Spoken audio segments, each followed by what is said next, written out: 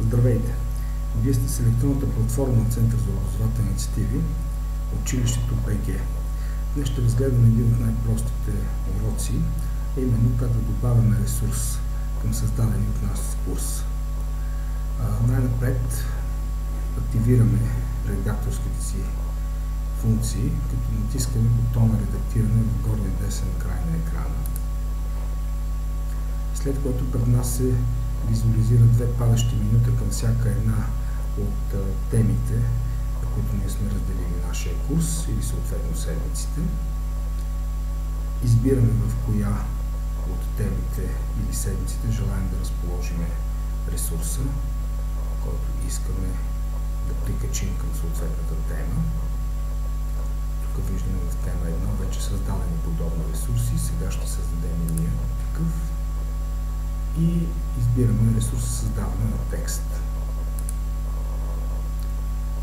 Пред нас се появява формата, която трябва да попълним. Най-напред трябва да дадем заглавие на самия ресурс, чрез който да го направим разпознаваем за учениците. В случая ще напишем проба.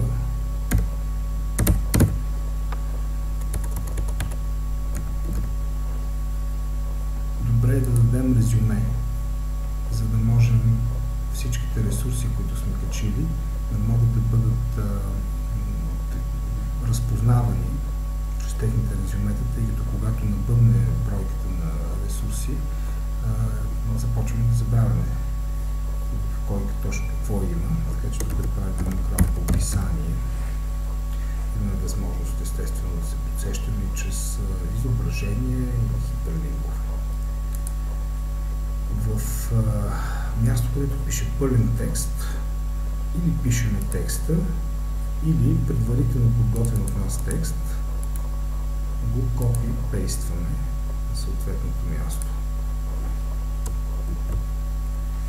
Една от характерните особености, в случай недостатъци на този начин на създаване на ресурс, е, че текста не може да бъде обработван допълнително чрез HTML редактора. Преценяваме в какъв вид желаем да се появи. Напичам формат на Moodle, избираме. Дали желаем да се появи в нов прозорец или в същия прозорец. И дали да го правим видим или невидим за студентите. Преценяваме, че все още не е момента той да бъде показан.